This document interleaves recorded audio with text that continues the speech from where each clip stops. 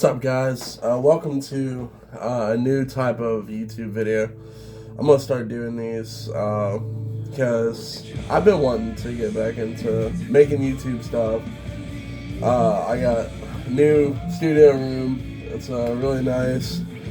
I got the recording stuff set up here. You guys can't see right here, but I got a lot of Inspirato going on. So I had a really cool idea.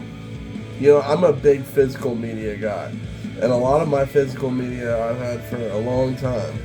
I've collected a lot over the years. Some of it I've had for going on 10 years almost. So September will be 10 years since I've been an adult. This is crazy to think about. So we're looking back on one of the first, bands that I really fell in love with towards that time period. I was at a place called Preston Ridge White Oak in 2015, and it was a residential level 3 behavioral facility for teenagers. And there was a lot of restrictions on stuff you could do because it was, for troubled teens. And when you were at school, you'd walk down the hall, like down the trail through the woods to get to school. You'd walk through the woods to get to school, and you do most of your schoolwork on the computer. So, a lot of the guys that I was in there with, we would find ways around, pulling up, tabs for music and flash games and stuff. So we would install this, I guess it was like a VPN or something called Siphon 3, because they had LAN school, and they could monitor what you were doing on every computer. And if they caught you on something you weren't supposed to be on, well, you were in trouble. And they would call a huddle. And, you basically get humiliated. But, so, on one of the many music sites, free music sites, I must have been listening to Deftones or something that day. Because, it said recommended, and the cover art caught me for this album, Behind the Devil's Back. The cover art immediately grabbed me. I was like, what is that? That looks like it could be something. And the first song I listened to was this song right here, The Blackest of Birds.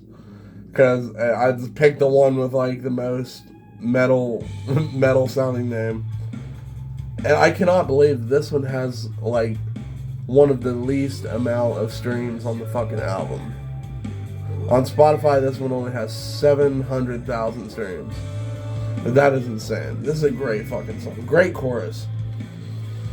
But I fell in love with this band, and I remembered them. So I got home. After I aged out, I turned 18. I went home, and I was falling in love with music again. I was playing guitar with my buddy Garrett, and we were, I was constantly finding new stuff to listen to, and I remembered this band Fightstar, and I went through the whole album, and my grandmother, who was, she was suffering from, she had 2 different types of cancer, and, I got out in September of 2016, and she passed away in January 2017.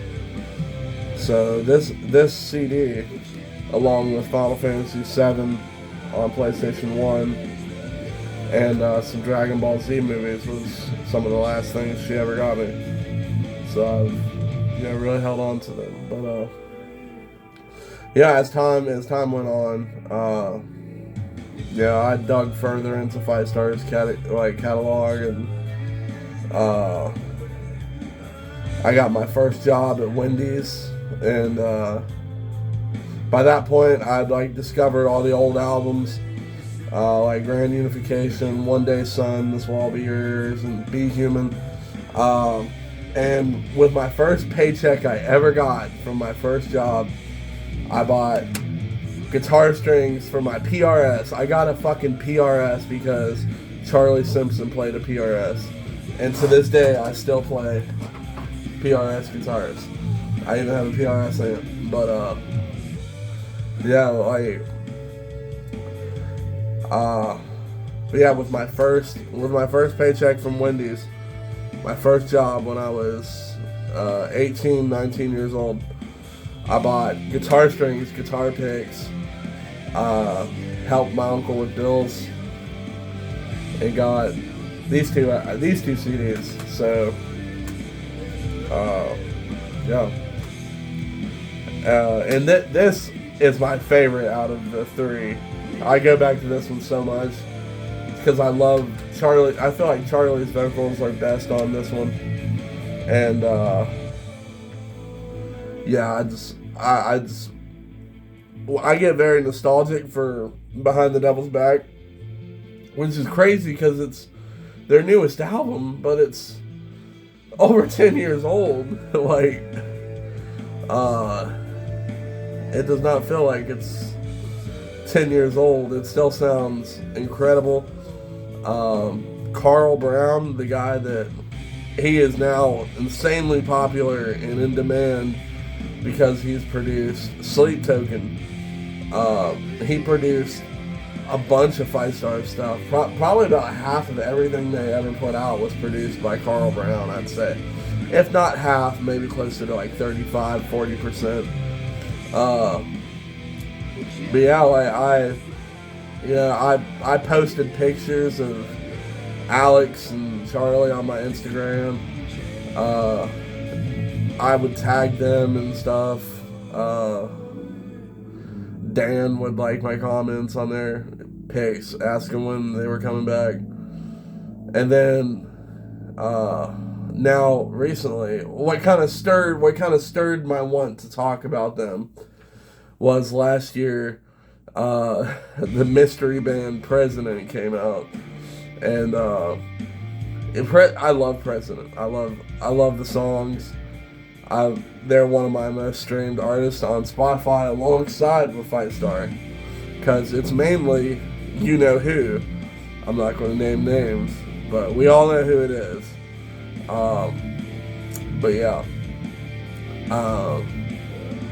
I hope that someday soon, we will get, another Fightstar record that is better, like, as good, if not better, than One Day Sun, Grand Unification, and Behind the Devil's Back.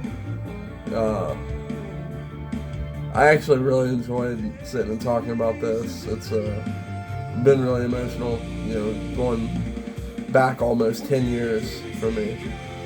So, look forward to seeing more of these guys. Thank you so much. Check out Fightstar if you haven't, and go check out President too if you haven't, for fuck's sake. Later.